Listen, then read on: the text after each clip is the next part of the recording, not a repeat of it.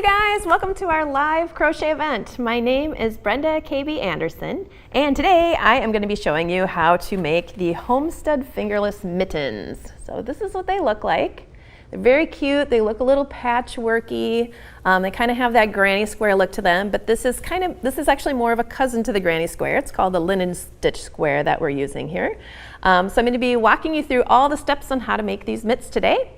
So that's going to be fun. It's a really great project to make, for fall. And then I actually wear fingerless mittens in the winter too. Sometimes I layer them over thinner gloves. Sometimes I just keep them in my car, in case you need that extra warmth and you forgot you ran out of the house without your mittens on, and then you got something in your car, right?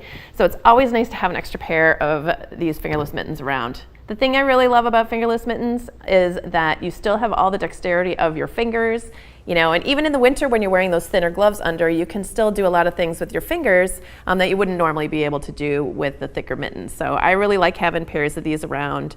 They're very practical in my life, but they're also really beautiful. And also another thing about this project that I absolutely love, if you guys have watched my other tutorials before, you know how much I love scrappy projects. I save all my yarn scraps, even little tiny ones like this size, because I can use them in really beautiful projects like this, where you add a little bit of color. I just absolutely love mixing colors together. I just love that you can take all these scraps that would otherwise, be seen as not useful or be thrown away, and you can make something really, really beautiful with them. And so, of course, I save all my scraps, and then I design projects like this so that I can use them up. All right, very excited to show this to you guys today. This is a live event, so if you guys have any questions about what I'm doing, if you have any comments, also if you just want to say hi and tell me where you're crocheting from or what you're working on, if you have any suggestions for future projects, I love that when you guys drop these things in the chat, and I will get to them during the live event. So please say hello to me. And I see that Diane's already saying good morning to all of us. Hi, Diane. Thank you. I'm glad you're here. Okay, so let's talk a little bit about the materials that we need. I made these mitts with worsted weight yarn, which is a number 4. But the worsted weight yarn that I use is just a little tiny bit thinner than some other worsted weight yarns that I've used. So I just want to put that out there in case you have a lot of that thicker worsted weight, which is kind of more of an Aran weight yarn. You can definitely use that, but you may need to kind of mix that in with some thinner yarns. This project actually works really great if you're mixing worsted weight yarns together with DK weight yarns. Those are number 3s. So number 3s and number 4s together. It works really great for that. You can have some slightly thicker ones, some slightly thinner ones. It all kind of balances out. It's just a really great place to be using up those scraps because you don't have to be super specific about if they're all exactly the same weight or not. So that's kind of fun. But this is a very slightly thinner number 4 weight yarn. So if all you have is the thicker, like an Aran weight yarn, if that's all you have, that's okay. It'll still work. Maybe you can think about doing one less round in the linen stitch square if it's already meeting the size that it's supposed to be. When you're one round short, if that makes sense, just stop a little bit early. You'll see as we work on this on the process through the making of the mitten, you'll understand that a little bit more later. But it's just something to think about if you only have thicker yarn. I'm using 100% wool, and I'm using a mixture of superwash and non-superwash because that's just what I had. I'm using up my scraps, and that's perfectly fine to do. You just know that when you launder it or wash it, you're not going to be able to throw it in the washing machine if it's not all superwash. So otherwise it will felt. So you can certainly substitute with something else. You can substitute with acrylics. That makes a great substitution, or some other, acrylic wool blends are great, or alpaca is another great substitution as well. You just want to find something that is not very stiff. So cotton yarns might be a little bit tricky for this type of project. Also, they're probably not going to be as warm, so it's something to think about. Not to say that you couldn't make these out of cotton. You can, but just do a little gauge swatch and feel the fabric and then decide if that's right for your project or not. All right, so the download, you can find the link for the download in the description.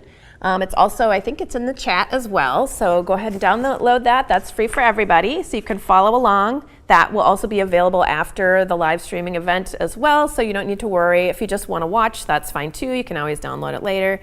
But it is helpful to have all that because it's got all the information, as well as some pictures. And it's got a chart too, if you're a chart person. I made a chart of the linen stitch square part of it. So if you're a more visual learner, that may be beneficial for you to have that. And good morning, Renee in Texas. I'm glad you're here. And Cheryl Lee, good morning from Maryland. Hi, Cheryl. Thanks for being here. And Julie says hi from Alabama. Hi, Julie. Thanks, you guys, for saying hi. All right, so we talked a little about the yarn. We're going to be needing the main color, which is the color that I put on the back of the mitt here. Actually, let me show you what these look like on so you guys can see. So they're nice and stretchy. They fit really great. And the way that you can customize this for larger hands and arms is you just do more rows, because this part is made back and forth and turn rows in this direction. So you just add more here. This part remains the same regardless of the size that you're making. And as you might notice, these squares, the ones near my fingertip and near my arm edge here, these are slightly larger than this square. This square has one fewer round in it, and the reason that I did that was so that it has that little bit of shaping where your wrist is, and it just helps your fingerless mitt not feel like it's going to slip off. I just like them to feel snug and like they're going to stay in place. If I'm running around doing stuff, I don't want to have to keep tugging them up. So, so that's why this is a little bit smaller. It's for shaping purposes, but they're very, very easy. This is actually a great project for somebody who's just kind of starting out. Once you've done like maybe a dishcloth or a couple of swatches or something like that, you'd be able to tackle this project. It's very straightforward. You'll see. Okay, so you're going to need a main color, so you'll need somewhere between, let's see, about 110 yards up to 130 yards, just depending on what size you're making, how wide this section is going to be. And then for all the other colors, there's 6 colors in my mitt, but that can vary just depending on what you have on hand. But I use 6 colors, and I needed about like 10 or 15 yards of each of those 6 colors. But if you're only doing this in 2 colors, you're going to need more yardage of those 2 colors to make up for that, if that makes sense. But that's just to give you kind of a ballpark idea of what you're going to be needing. And all the information for exactly what I use, the yarn, the color, the brand, everything, that's all in your download. So if you're curious about that, you can check that out. You're also going to be needing 2 crochet hooks actually for this project. So 1 crochet hook, the larger of the 2, I'm using a G, which is a 4mm hook, and I'm using that for the linen stitch squares. And then after you've completed the linen stitch squares and you start working on this ribbing, then you're going to switch to a slightly smaller hook. And the reason is I wanted this fabric to be very dense, and also to match up with the number of stitches that we have going on here from the linen stitch. If that doesn't make sense to you, it doesn't really make a difference, but once we're working on this, I'll explain when to switch your hook size. So yeah, you're going to need 2 hooks. So the smaller of the 2 hooks is an F, which is a 3.75mm hook, and again, that's just used for this main color section for that ribbing that goes across the palm of the hand. All right, so you'll also need, you can use a locking stitch marker to help you out to keep your place in your square if it's helpful, but that's very optional. You also might want it just to mark the ends of your rows going back and forth if you're a little bit newer to crocheting, just so that you have a neat and tidy edge and you're always, you're not missing any stitches or adding any stitches. You might use locking stitch markers for that, but that's pretty optional. And then you're going to need a yarn needle. So there aren't a lot of supplies here, and hopefully you'll find most of the yarn already in your stash. So this will be a fun one. Okay, so let's see. I'm going to start out by talking you through the linen stitch square. But first, I just want to mention for the gauge, if you're newer to crochet and you're like, what's this thing about the gauge? What that means is I'm telling you to work through round 5 of the directions, which is round 5 of making the linen stitch square. So you'll have this little square that looks like this, and then you're going to measure it across and see how it compares to what I have listed in the pattern. And the reason that this matters is that if your square is bigger, you're crocheting at a slightly looser gauge than I'm crocheting at. That doesn't mean that it's wrong, but what that means is if you just continued with that hook size, that your mitts are going to be larger than you think that they're going to turn out. Okay, so and when you make that linen stitch square, be sure to measure it to know if your mitt is going to turn out the size that I say it will turn out in the pattern. If your square ends up too big compared to my square, then you can do your linen stitch square again with a smaller hook. If it ends up too small, you can try it again with larger hook. You know, that way you can, once you match my gauge and you're able to get a square that's the same size as mine, then when you crochet everything up, then it's going to turn out the size that I say it will in the pattern, and it'll fit your hands. So that's why we check our gauge. Let's see. Yeah, I think that was all my special notes that I had for you. So I think we can just go ahead and start. Oh, one additional thing, I forgot to mention this. In the pattern, I do actually tell you what order to use these colors in if you choose to make this with 6 contrast colors like I did. So I used 1 main color here and then 6 different contrasting colors here. I actually do have a little list here of what order I used my colors in. So if you wanted to make exactly these mitts with the same color changes that I have, or if you're finding colors to substitute for my colors and you don't want to think about when you're making your squares how they're going to look next to each other and if they're going to look, you know, kind of nice and random, like how I planned them, then you can go by my list if you want to. So you can use them in the same order that I did. But don't feel like you need to do this. You could do, you know, say you wanted to make a pair of black and white mitts and you just had black and white, you could just alternate black and white and black and white and black and white. That would be really cool. You know, use this as a jumping off point and, you know, definitely use what you have on hand and kind of decide if you like things to be in a regular pattern, you know, matching, you know, so the 2 mitts match each other. Mine do not. You can see they coordinate, but they're not exactly the same. You know, those are just all things to think about. But if you do want them to look like my sample here, I've got the little map of where I used each color here in the pattern, so you don't have to think about it if you don't want to. All right, so all of the directions are written out in the pattern. So here, you know, there's a whole section where everything is completely written out if you are someone who does better with, you know, written out patterns. I'm going to be teaching off of this chart because it just helps me. I'm not very good at reading words while I'm talking, so that's why I'm going to be looking at this picture, and then I'm going to be talking you through how to create these squares.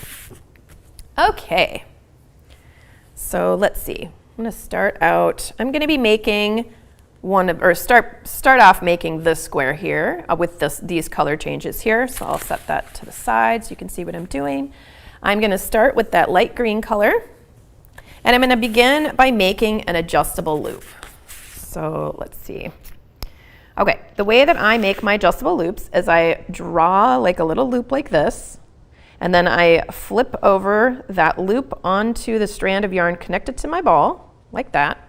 Then I place my hook, and I'm using my larger hook here because that's what I use for the linen stitch squares. I'm going to place that underneath that strand in the middle.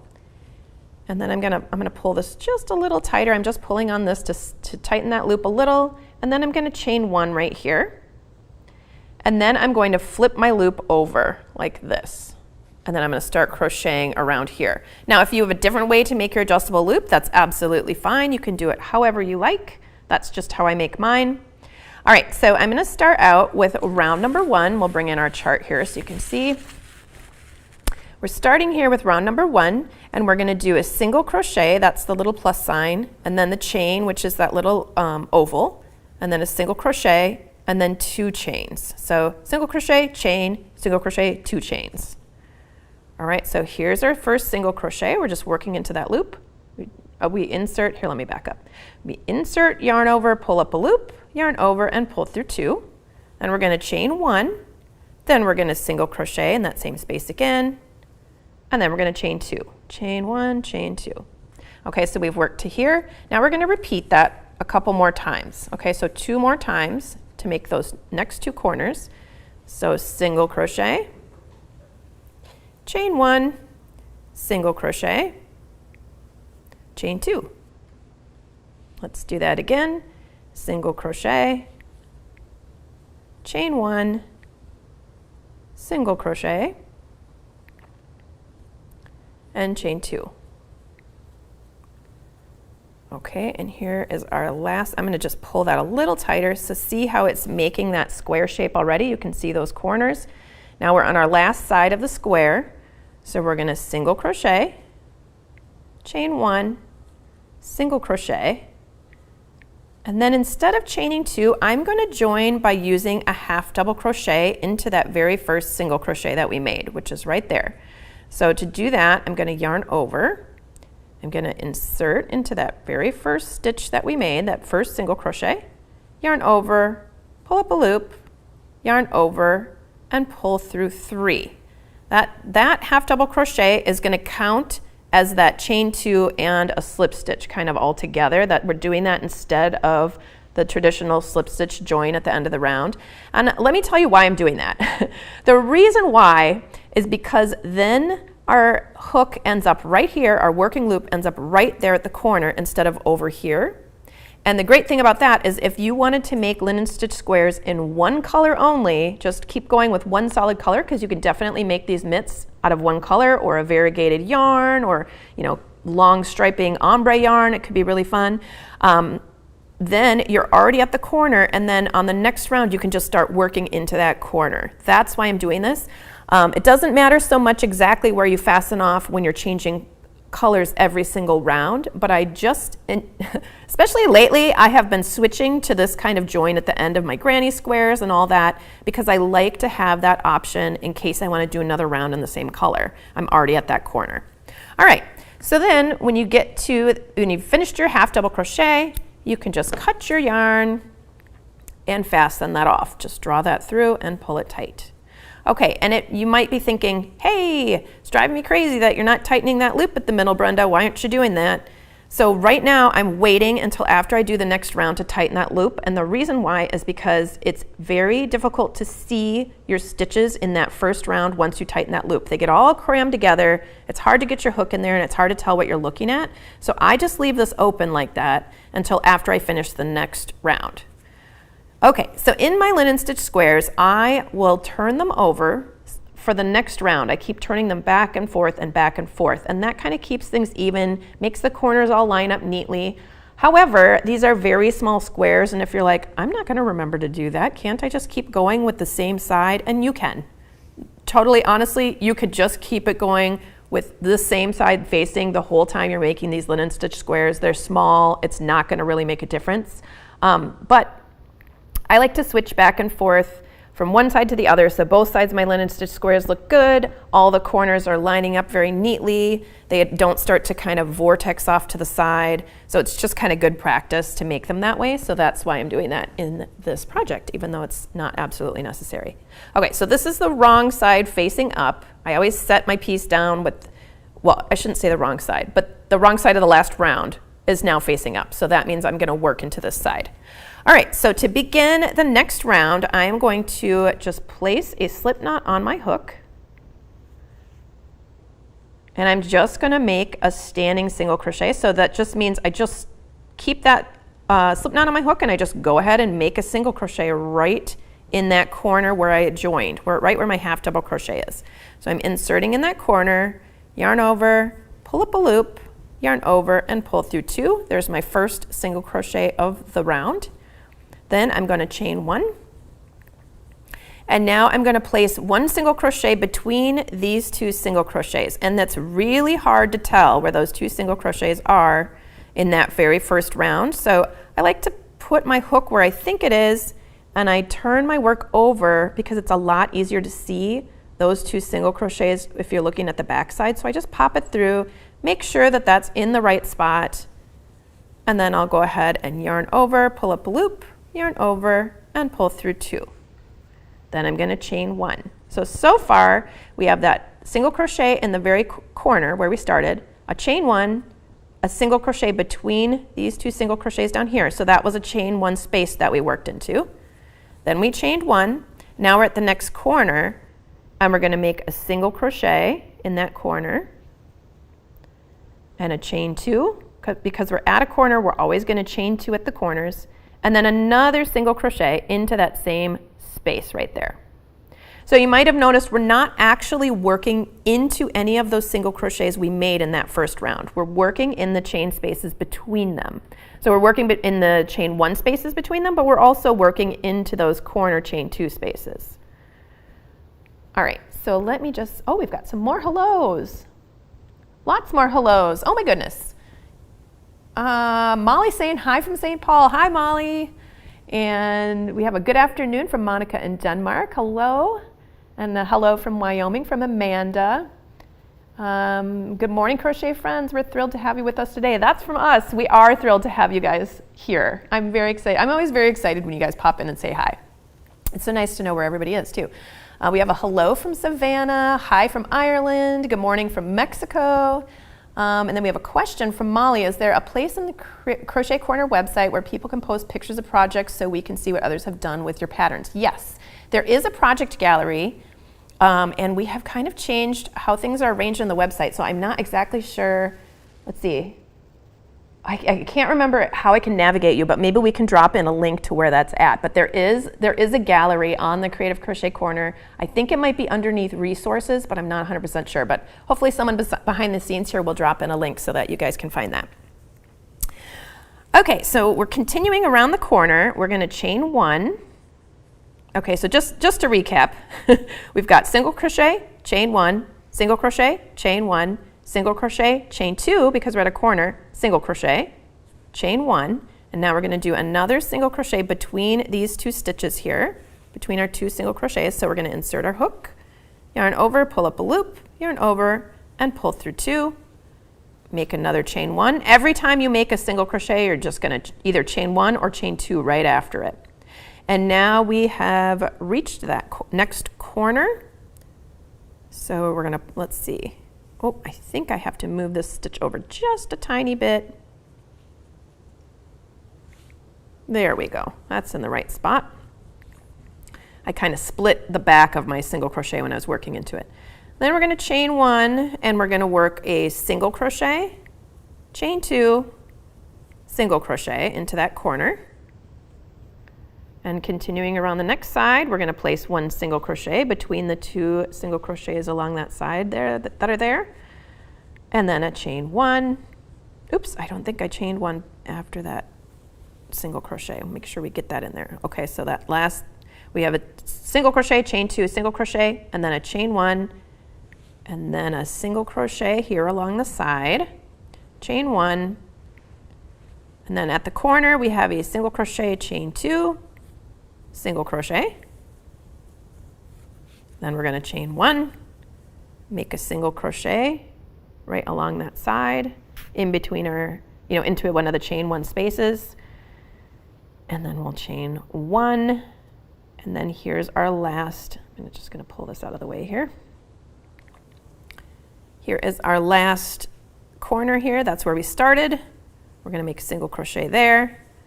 And then we're going to join again with that half double crochet. So we yarn over, insert into that first single crochet, yarn over, pull up loop, yarn over, and pull through 3. So that joins our square.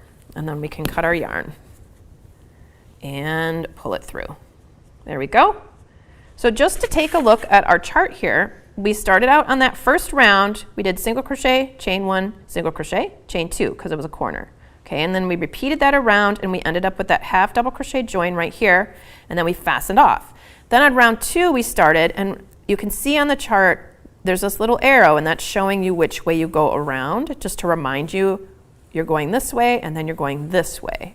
Okay, you're not actually crocheting in that direction, it's just that you've turned your work, if that makes sense.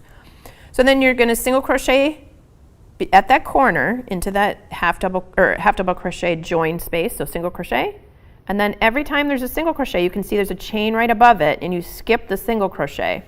Then there's a single crochet worked into that chain space. Here's a single crochet here, so we're going to chain and skip that stitch. Now we're at the corner, so we do a single crochet into the chain space, chain 2, and then another single crochet into that same chain 2 space. Okay, so that's how we're working. We're just working our single crochets into the chain spaces, whether it's a chain 1 space like this, or if there's a chain 2 space, we're working that corner combination there. Okay, so now we're going to turn this over and we are going to work the next round. Actually, at this point, we can tighten up that loop at the beginning. So we're just going to pull on our yarn tail and tighten it up.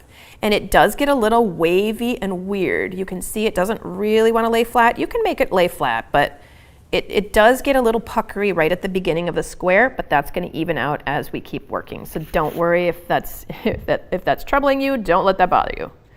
That's how it is. That's just how it is. All right, so our third color, we're going to take a slip knot, add that to our hook, and then we're going to begin in just the same way. So we're going to start right at that half double crochet join. It actually doesn't matter what corner you start in. I just start there because it helps me. You know, I always know where I'm going to start. So we're going to do that single crochet in the corner. Then we chain one, skip over the single crochet here, work a single crochet into that chain one space, chain one, skip that single crochet, make another single crochet into that chain one space, chain one, and now we're at a corner. So we're going to work that corner combination of single crochet, chain two, single crochet. Then we have a chain one, skip the single crochet, make a single crochet into the chain one space, chain one, single crochet, chain one, and there's our chain two corner. So we're going to do our combination. So single crochet, chain two, single crochet, all into that chain two space, chain one. Again, we're not working into the single crochets. We never work into the single crochets in this stitch pattern. We just are always working single crochets into the chain spaces. And then chaining, when we get to the single crochets, we're just chaining to get across it, if that makes sense. So there's our corner space. We're going to do a chain one, skip that single crochet, single crochet into the chain one space, chain one, skip the single crochet,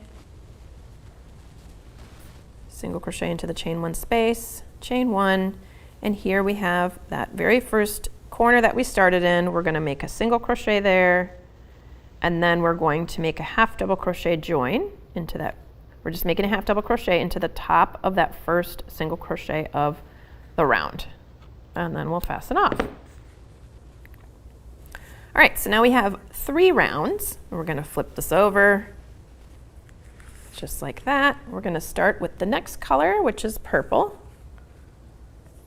And you'll start to see the pattern emerging here. What you know, once you start out your square and you've done a couple rounds, you can just keep on going in the pattern. It's very easy.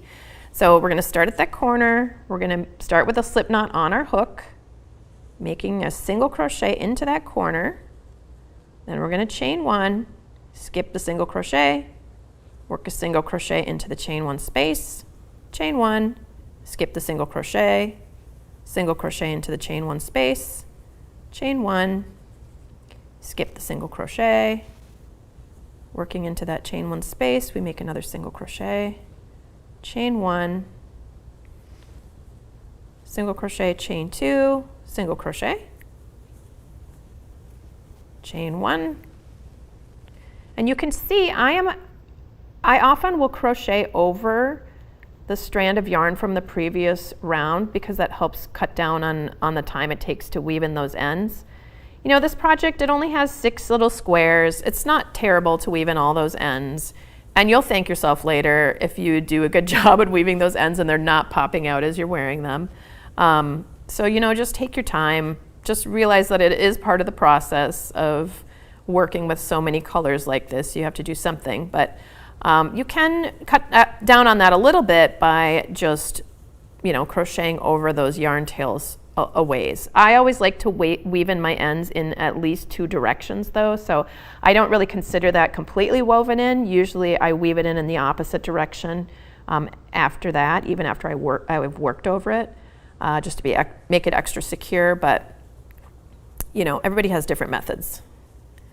All right, so here we are finishing up with that single crochet into that same chain 2 space where we started, and then we're going to end with a half double crochet to join the end of our round, and then we'll cut our yarn and pull that through.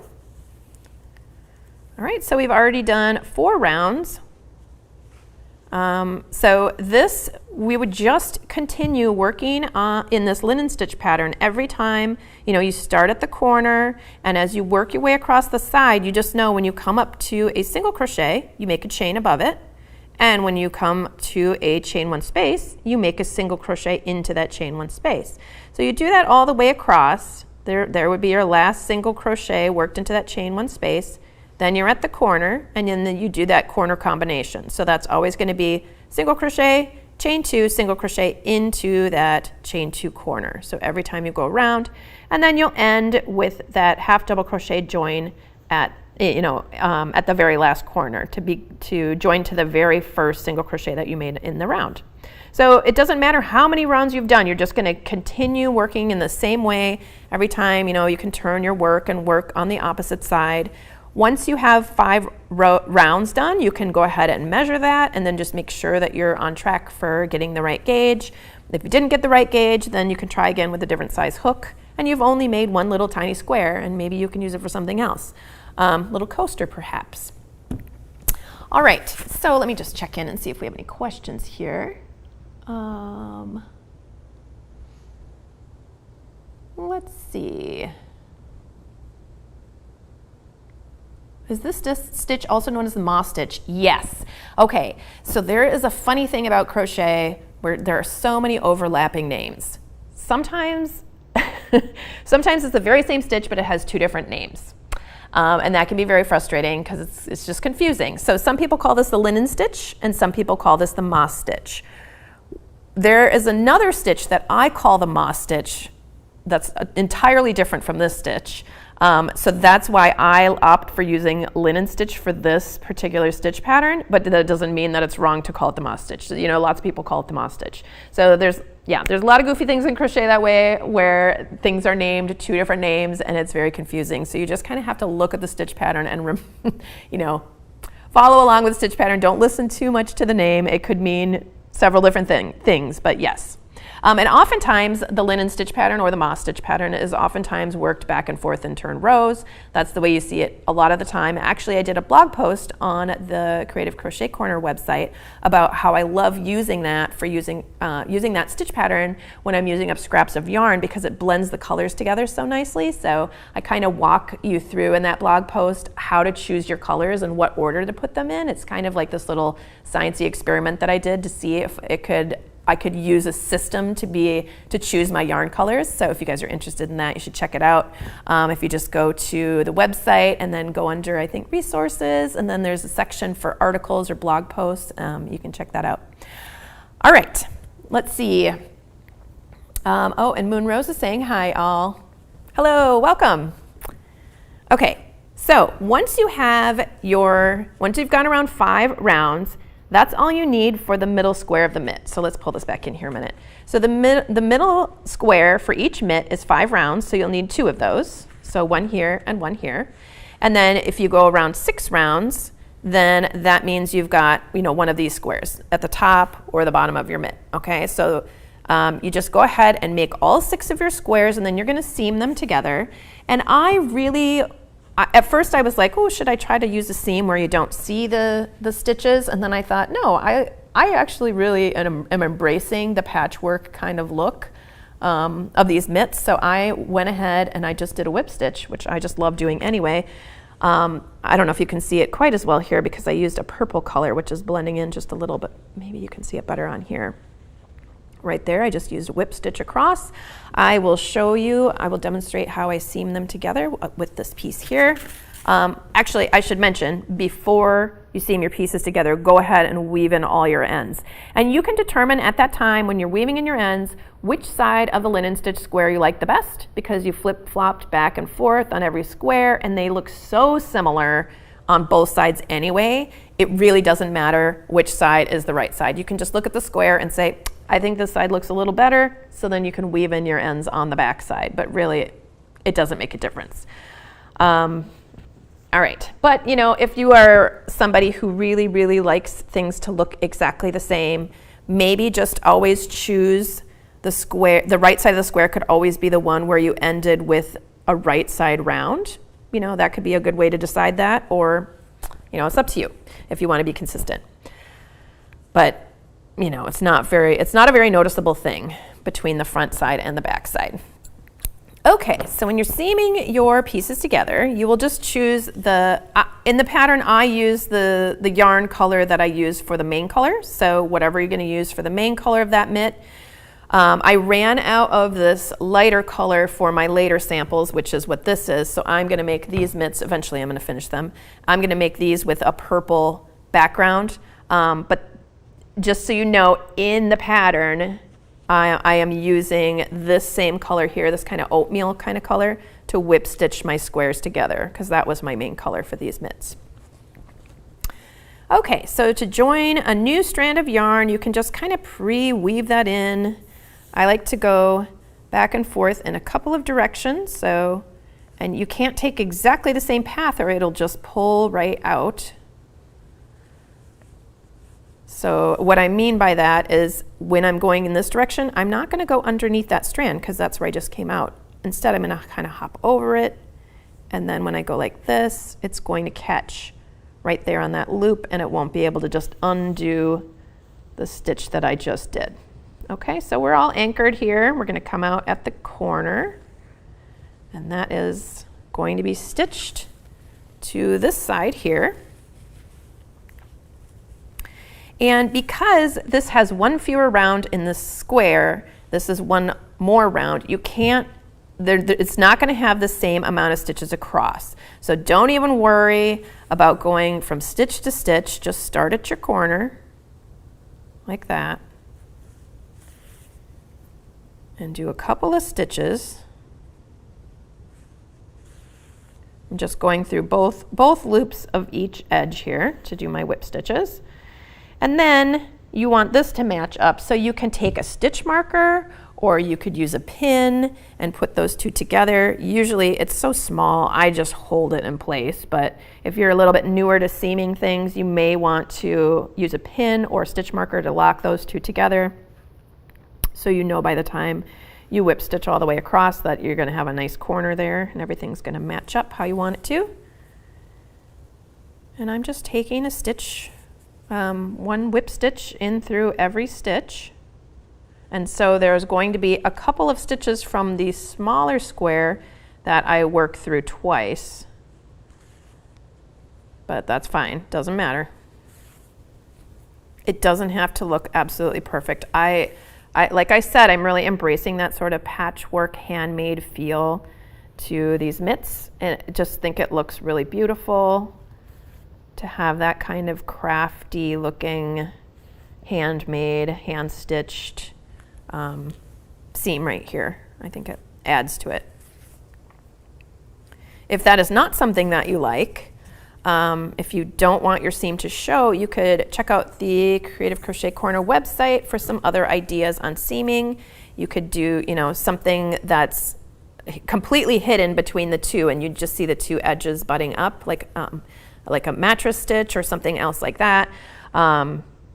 You know, there's lots of ways to seam things, so you don't have to do it this way.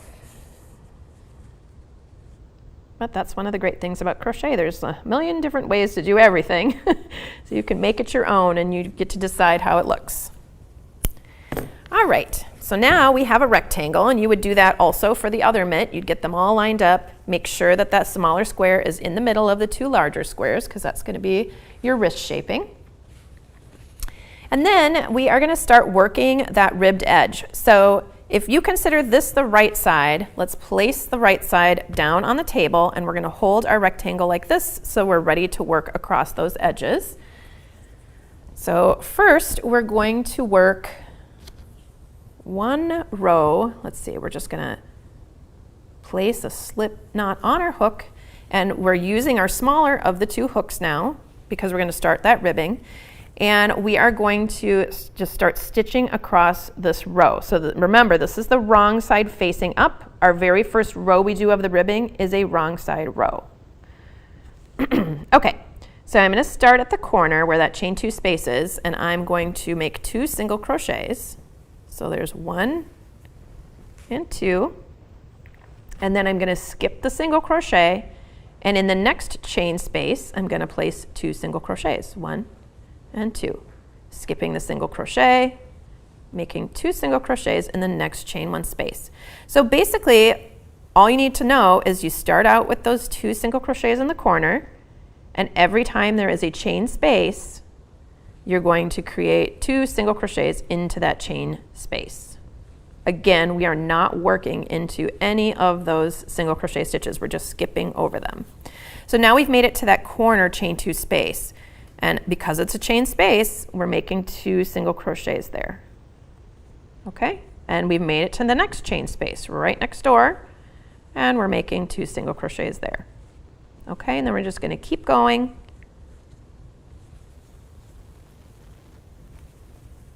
Making those 2 single crochets into each chain space. Either chain 1 space or chain 2 space, doesn't matter. Still gets 2 single crochets.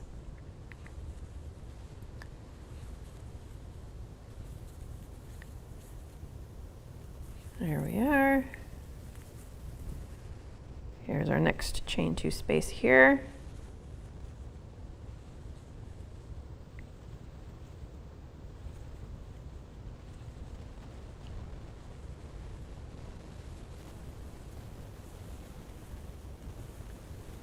And we are almost to our last corner of the rectangle here.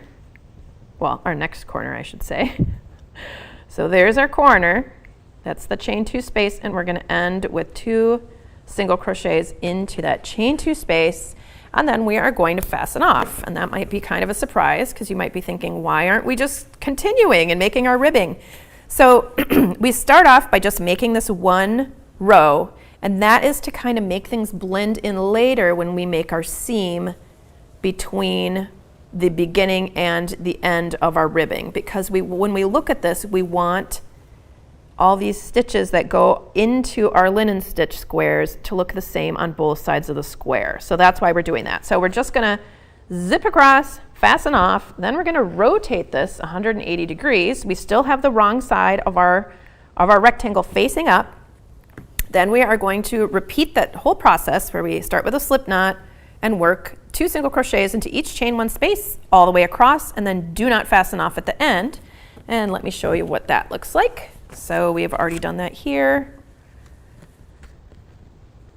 I have the wrong side of my piece facing up. This was the right side. There's the wrong side. We have just worked our second edging across.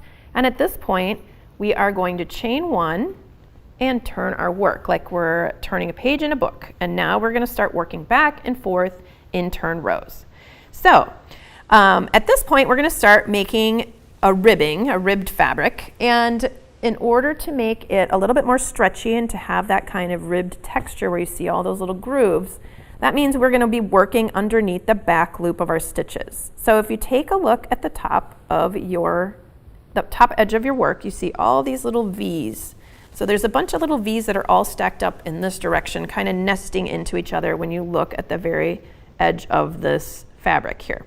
So normally we work underneath both legs of the V, so under the front loop, under the back loop, like that. But now we're going to be working under just the back loop. So we're skipping over that front loop and placing our hook right there. So we're going to insert our hook, yarn over, pull up a loop, yarn over, pull through 2. That's our first single crochet of the row.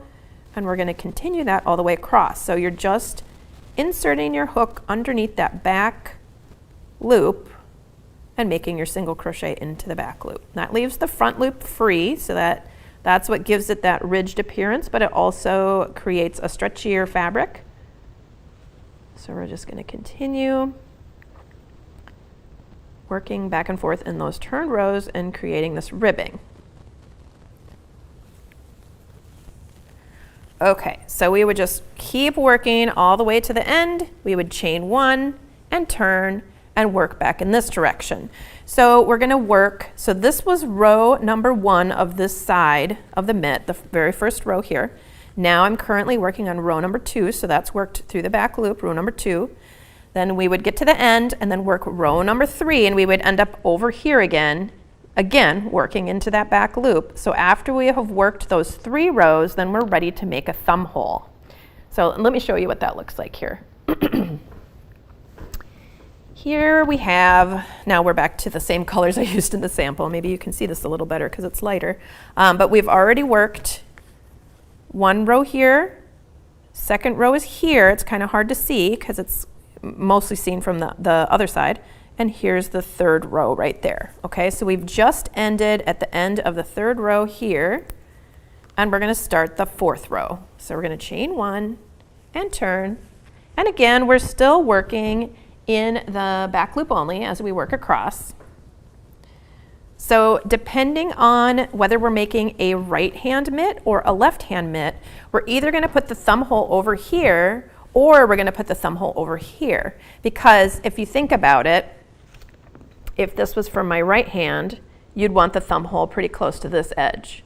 But this is the same side up, I'll just rotate it. If this was for my left hand, you would want the thumb hole over here. So we're still putting the thumb hole in the 4th row, regardless of which hand you're making. It's just whether you put it towards the beginning of the row or towards the end of the row. That's what makes it a right hand mitt or a left hand mitt. All right, so let me see, I'm going to follow the directions for my size. This is where the sizing starts to change a little bit because you'll need a larger thumb hole if you have a larger hand and mitten. Let me see. Let's see here. Whoops.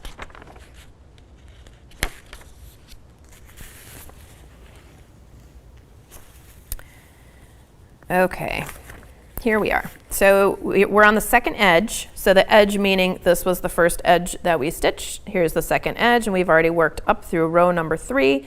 We're working on row number 4. This is written out right here for the right mitt. So you can see the heading up here. We'll do the right mitt right now, but then I'm just going to explain the difference between the right mitt and the left mitt as I'm doing this. All right, so we're going to start again. We're skipping that turning chain. We're never going to work into that turning chain on the end, and we're going to begin by working into that back loop of that next stitch. So we're making a single crochet there, and we're going to be making, let's see, okay, so 9 back loop into the next 9 stitches. So 1, 2, 3, 4, 5, 6, 7, 8, 9. Then we're going to chain 6 for my size. So my size is here in front of the parentheses. For the larger sizes, you'll either, for the larger 2 sizes, you would chain 7. So for me, I'm chaining 6. So 1, 2, 3, 4, 5, and 6. And that's going to allow us to hop over some stitches. So we're going to skip the same amount of stitches. So 1, 2, 3, 4, 5, 6. And then there's the next stitch. So we're going to make a single crochet there.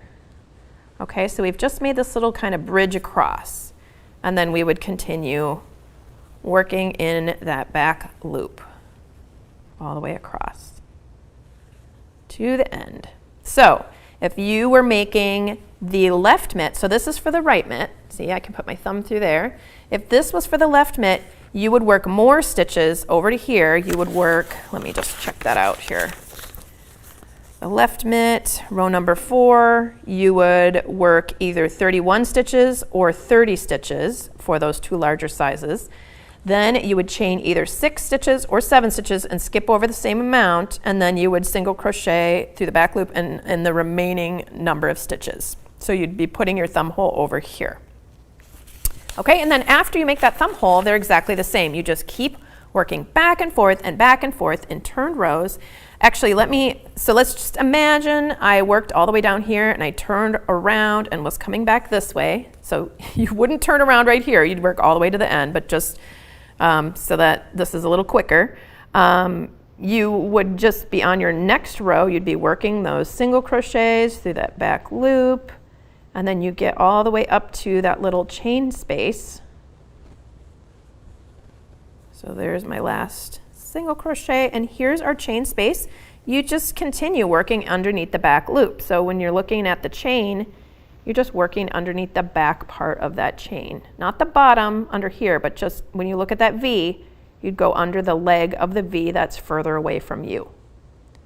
Okay, so you just do that across till you get to the other end of your thumb, and then go back into just working that back loop in those single crochet stitches. Okay, so your piece, I mean, obviously you wouldn't have this little thing here. You would have gone all the way down and back, but that just got you right back into the stitch pattern, and you work back and forth, working into that back loop, and then your piece would look like this. Oops. Okay, so this one, I actually made this one to be a left mitt. You can see the hole is down here, so that's going to be our left mitt. We have extended that by making numerous rows here. You just have to follow the pattern to know how many rows to make, but you could also try it on your hand. So especially if your gauge is not exactly turning out like mine, you can go ahead and try it on. And you do want it to have to stretch a little bit in order to connect, because that's going to make it feel nice and snug, but you know, that's up to you how much you want it to stretch. So you can also change that, of course. You're your own crochet boss. All right, so we have finished, let's see, how many rounds is that, or rows is that, 22? Yeah, so row 22, for the smallest size, that's how many we complete, and then we're going to chain one, just like we're gonna work another row, and then we're gonna turn our work, like as if we're gonna work back again, and then we're gonna put the right sides together. So this, if you look at your seaming, you can tell that this is the wrong side facing up. That's the right side. So we're folding the right side in, and then we're gonna slip stitch that edge together through that back loop of each layer. Okay, so here is the back loop of the layer in front. Here is the back loop of the layer in back. That was that one row that we did. We stitched and then we fastened off. So we're just gonna grab the yarn, pull through both those stitches, and pull through the loop on our hook. So again, inserting through that back loop of the next stitch behind, grab the yarn, pull through both stitches and through the loop on our hook. So this is how we're gonna seam this together. You could, if you don't like doing this, you could of course, just fasten off with a long yarn tail, and you could do a whip stitch to seam this together if that's easier, or you like how that looks better. It's totally up to you. But this is the point where we're gonna turn our mitt into a tube, so it's a wearable. And then we're just gonna do a couple of rounds just to finish off the edges of the finger edge and also the wrist edge.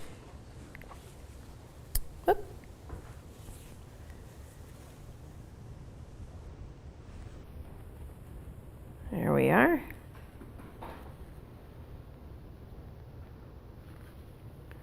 I'm curious if anyone wants to pipe in about whether you prefer to seam your pieces together with crochet like we're doing here, or whether you prefer to do another kind of sewn seam, like a whip stitch or mattress stitch or something like that.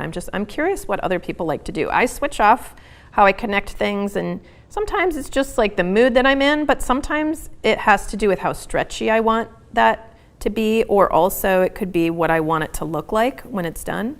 There's lots of different reasons to choose a different seaming technique, but I'm just curious what other people enjoy doing the most. So if you guys want to drop that in the comments, that would be interesting for me to know. Also, I don't know if I mentioned this already, but I really love it when if you guys have suggestions of projects to make. I love it when you guys put that in the comments section as well, because I like to design. I love designing things, and I come up with all kinds of different things I can make. But sometimes it really helps me just to have somebody else's perspective just kind of thrown at me, and then I get inspired by something that they want to make, and then it makes me think outside of my normal box of things, So I love that when you guys do that. Moonrose Crafts says, let's see if I was doing something like that in the granny square. I put 4 in the same loop to give it the extra sharp corner look. Does that affect the shape of it?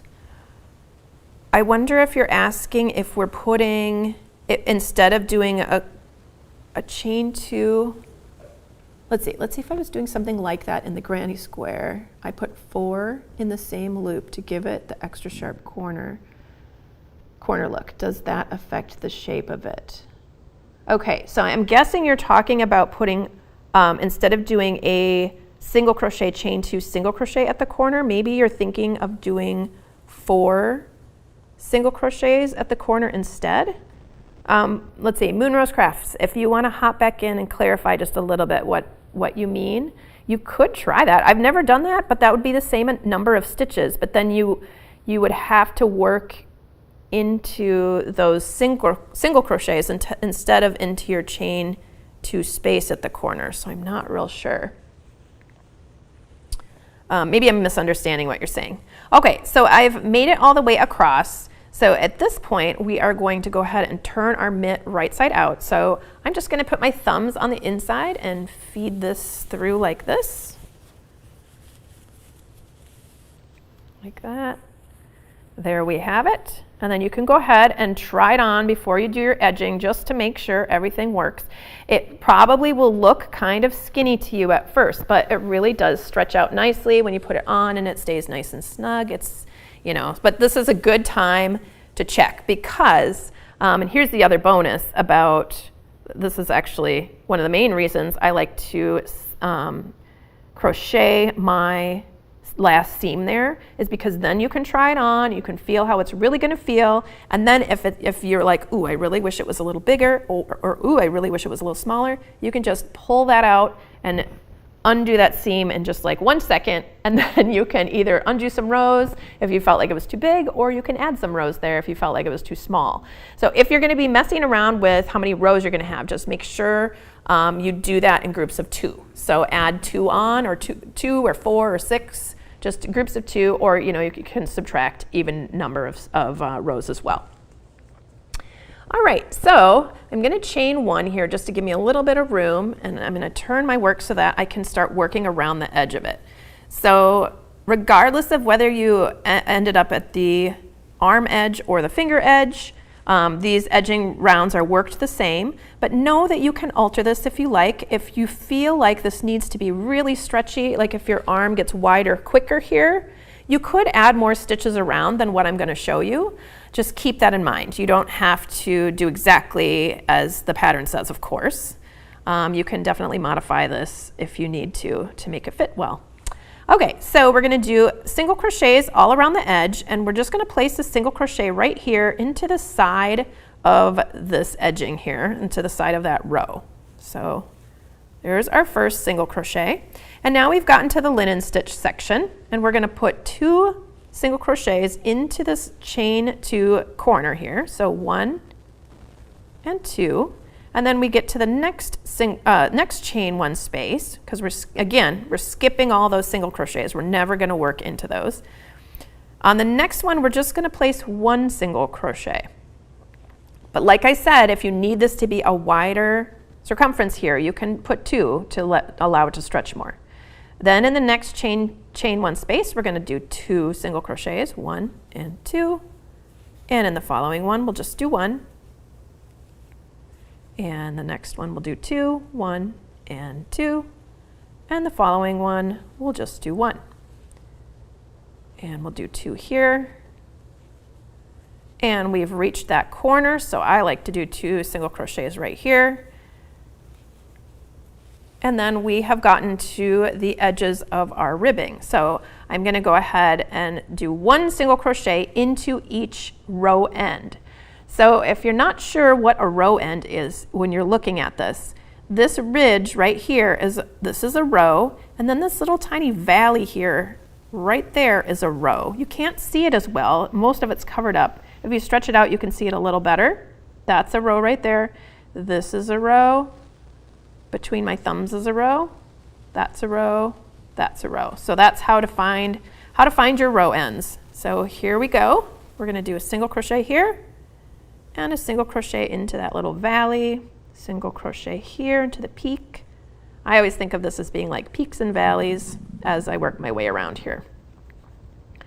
And if you're finding that this is making the edge of your mitt ripple, you know, and get kind of stretched out, you could go down a hook size, or you could do fewer stitches if you wanted to. Either way, I would probably opt for a smaller hook size if it's just a little, because it looks a little bit neater if you can always be consistently going into each row end instead of every once in a while skipping a row end. It just looks a little bit more uniform if you can work into all of them.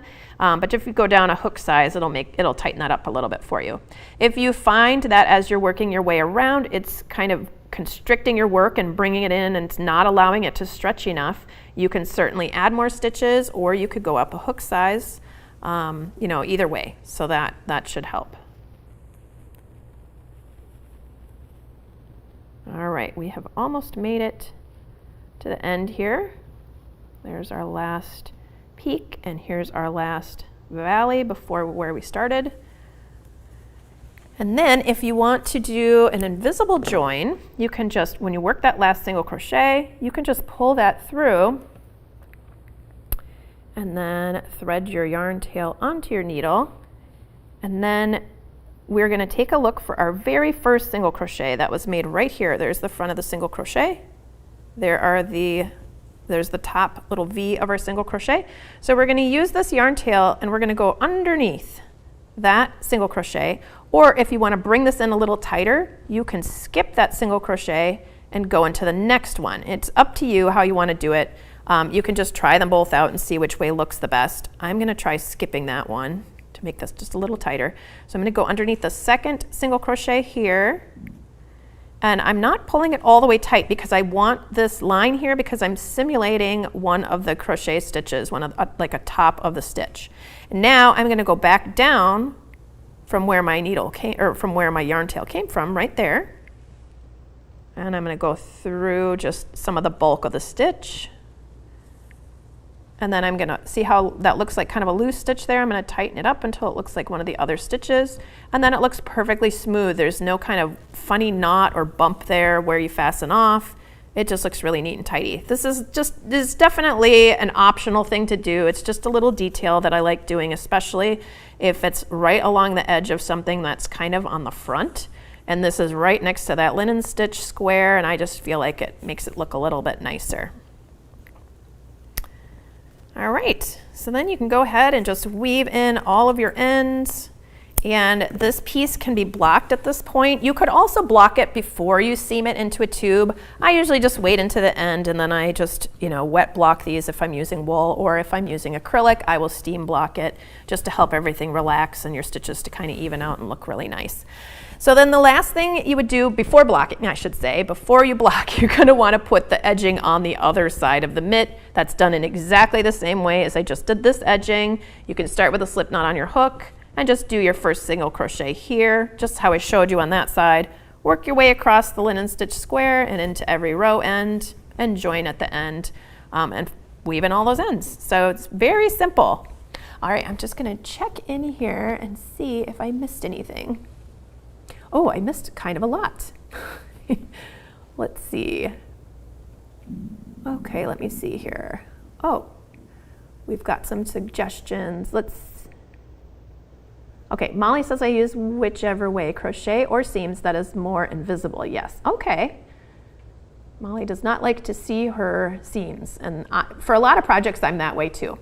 But sometimes there are exceptions, like when I'm doing something that looks decidedly patchworky to me, then I kind of enjoy seeing them.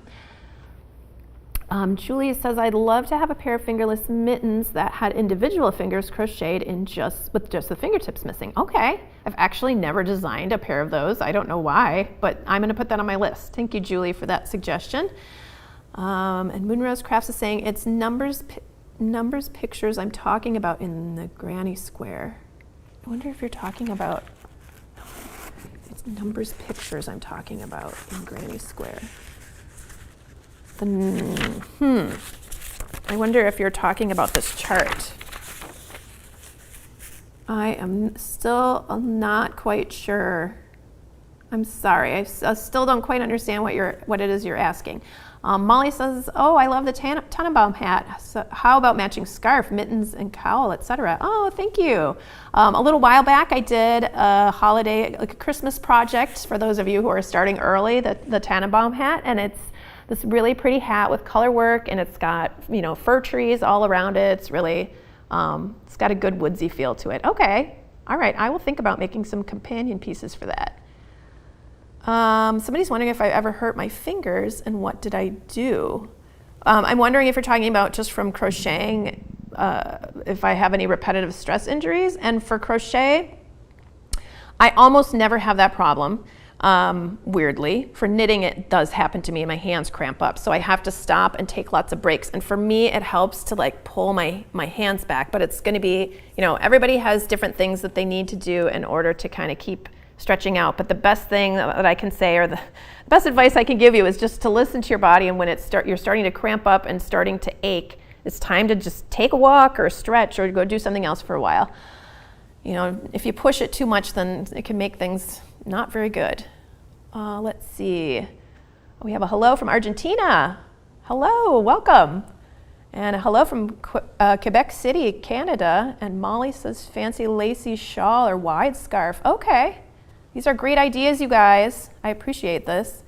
Here's an idea. Sometimes it would be nice to have something quiet for babies to play with. Have you thought about making a little texture book? Oh, that would be fun. Different texture for each page of the book, and then connect the pages together in a book format. That would be that's a really good idea, like a little busy book kind of thing. Okay. Thank you, Renee, for that. And Moonrose Crafts is saying, second question, granny square sock. That is the same thing as what you're doing for the gloves. Oh, so maybe you're suggesting making a granny square sock that with the same stitch pattern as how I'm making the gloves? Or that would be interesting. Stitch. Okay.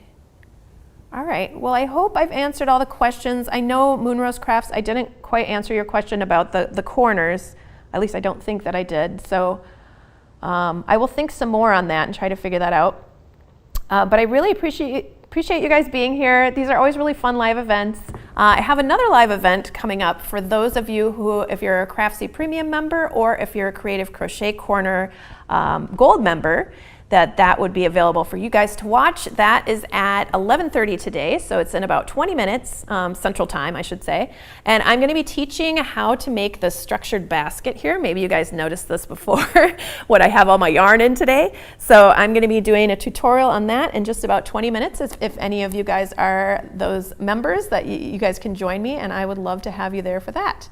Thank you guys so much for joining me. I really appreciate it. I super appreciate you guys saying hi and having all these great suggestions. I love that when you guys are active in the chat. It always makes me really happy. I hope you guys have a really great day. Thank you guys so much for joining. Bye.